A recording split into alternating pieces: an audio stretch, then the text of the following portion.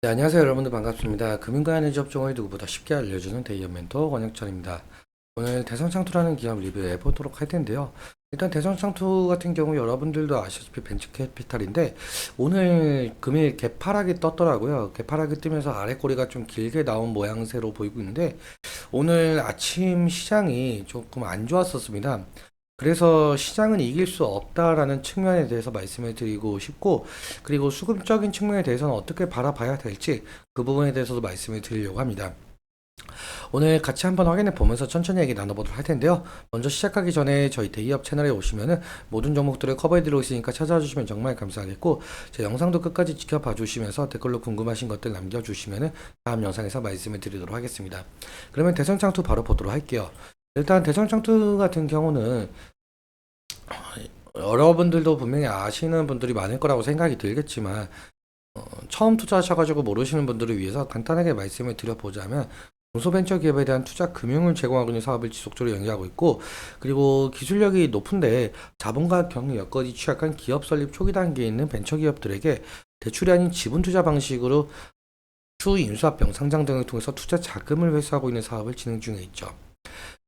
보통적으로 벤처기업들은 경제적 자금이 상당히 부족한 상태여서 외부 투자 유치가 필수적인데요. 투자 유치는 한 번으로 끝나는 것이 아니라 여러 단계에 걸쳐서 시행이 되고 있습니다.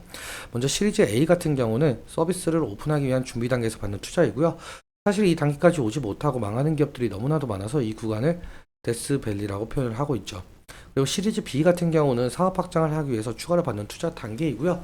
시리즈 C부터는 스케일업을 가속하기 위한 단계로 대부분 벤처기업들은 시리즈 C 단계에서 외부 투자를 마무리 짓고 안정적인 수익 구조를 만들기 위해서 어떠한 노력들을 하게 되는데요. 그래서 이 시리즈 ABC 투자를 통해서 본격적인 성장을 이루게 되고 벤처기업들은 상장이나 M&A가 가능한 기업으로 탈바꿈하게 되고, 여기서 벤처캐피탈들은 투자금 회수를 통해서 이익을 보는 구조다라고 볼 수가 있을 것 같습니다. 그럼 다음으로 제가 지속적으로 말씀을 드리지만 대성창투가 2018년과 2020년도에 이 시프트업이라는 회사의 시리즈 B, 시리즈 C에 투자했던 사실이 있습니다. 일단 시프트업에 대해서 제가 그 주담분하고 전화통화를 한번 한 적이 있었거든요. 시프트업 지금 지분이 남아 있냐라고 제가 물어봤었는데 아직은 남아 있었고, 그리고 정확한 지분은 알려줄 수가 없다라고 말씀을 주시더라고요. 왜 그럼 못 알려주냐라고 하니까 이게 투자 조합의 형태이고, 그리고 조합원들 상대로만 알려줄 수가 있고 일반 사람들한테는 뭐 비밀 그런 게 있더라고요.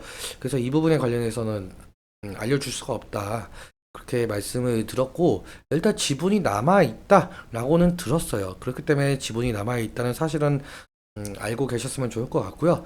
아무튼 이 시프트업이라는 회사 같은 경우는 맨 처음에 이 승리의 여신 니케라는 게임을 만들기 전에 데스티니 차일드라는 게임을 만들어낸 회사예요. 이 데스티니 차일드가 작년에 서비스를 종료를 했거든요. 그래서 지금 남아있는 게임이 승리의 여신 니케라고 볼 수가 있을 것 같습니다. 그러니까 승리의 여신 니케 같은 경우는 한국 그리고 일본, 동남아에서 상당히 인기가 많은데요. 지금 매출로 대부분 승리의 여신에서 나온다라고 보시면 될 것 같아요. 그리고 이 니케로 인해서 시프트업 같은 경우 2022년 대비 2023년 매출 증가액이 155%, 영업이익은 508%, 순이익만 1400%에 해당을 하고 있는데요. 이러한 니케를 만들어낸 시프트업이 4월 26일에 또 신작 게임을 냈어요. 어떤 신작 게임이냐라고 해본다면 이 스텔라 블레이드라는 게임이거든요. 근데 이거는 콘솔 게임이에요. 콘솔 게임 같은 경우 사실상 이 서양권에서 많이 하고 있는 게임이라고 보시면 될 것 같은데, 그러니까 엑스박스나 뭐 플레이스테이션 이런 거 가지고 이렇게 한다라고 보시면 될 것 같아요. 사실상 뭐 동양권에서는 지금 현재 뭐 온라인 게임 이렇게 PC 게임 유행이긴 하지만 서양에서는 콘솔 게임이 먹힌다라고 보시면 될 것 같고요. 아무튼 이 스텔라 블레이드가 지금 출시가 된 지 한 달, 두 달 정도 돼 가고 있는데, 스텔라 블레이드가 역대 최고로 높은 점수의 각종 긍정적인 지표들이 상당하다라고 한답니다.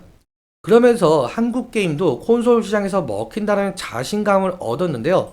지금 현재 스텔라 블레이드 같은 경우 영국, 스페인, 독일, 그러니까 유럽에서 쟁쟁한 게임들을 제치고 게임 판매 차트에 이름을 올렸고, 일본에서는 지금 곳곳에서 품절이 되면서 오프라인 매장에서 CD를 구할 수 없을 정도로 인기라고 하죠.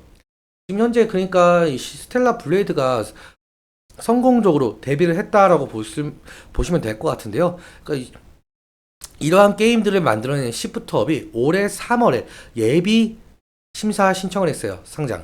그러니까 보통적으로 상장 예비 심사 신청서를 제출한다면 IPO까지 3, 4개월 걸린다는 점을 감안하면 6월에서 7월쯤에 IPO가 가능하다라고 제가 말씀을 드렸었는데 지금 현재 6월 18일부터 19일에 공모주 청약이 일정이 떴었죠. 그래서 아마 상장을 하게 된다라고 한다면 아마 6월 말쯤이나 7월쯤 예상을 해볼 수가 있을 것 같습니다.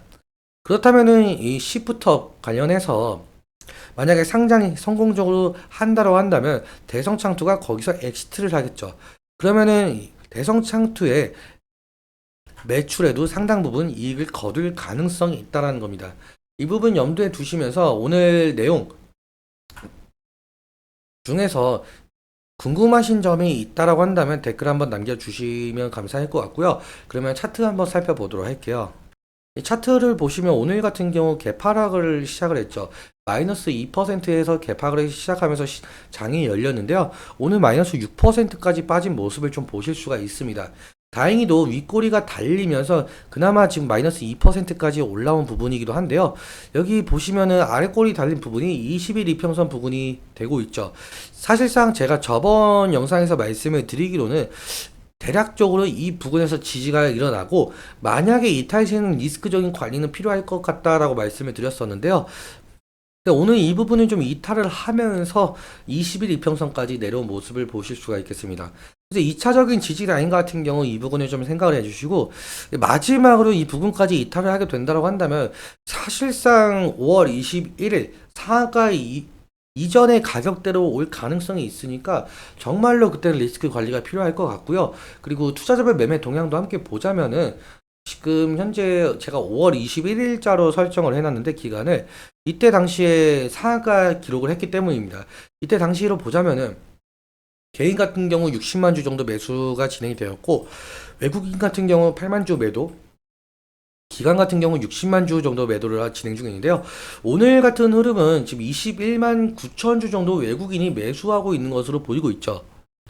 그러면 어느 창구에서 지금 매수 중에 있는지 좀 살펴봐야 될 것 같은데, 근데 지금 이 거래원에서 좀 나타내고 있지 않더라고요. 그래서 이 부분에 관련해서는 장이 끝나봐야 알 수 있을 것 같고요. 그리고 지금 5월 21일자부로 어느 창구에서 매수를 제일 많이 했는지 좀 보자면, 지금 키움증권에서 37만 주 정도 매수가 되었고, DB금융투자에서 35만 주 매수가 되었죠. 그리고 유한타 증권에서는 20만 주가 매수가 진행되고 있는데요. 지금 1위부터 2위, 그러니까 키움증권과 DB금융투자에서 거진 35만 주 정도씩 매수가 진행이 되고 있기 때문에 이 대성창투의 수급을 보시려면은 이 키움증권과 DB금융투자에서 매도세가 나오고 있는지 그 부분이 좀 자세하게 살펴봐야 될 것 같습니다. 오늘은 여기까지 말씀을 드리면서 오늘 내용이 여러분들께 도움이 되셨다면 구독과 좋아요 부탁드리고 그리고 오늘 말씀드린 내용과 차트적인 부분에 대해서는 제 개인적인 견해가 많이 껴있다 보니까 여러분들의 주관적인 견해와 함께 투자를 현명한 선택하셨으면 좋겠습니다. 오늘도 시청해주셔서 감사하고 지금까지 멘토 권혁철이었습니다. 감사합니다.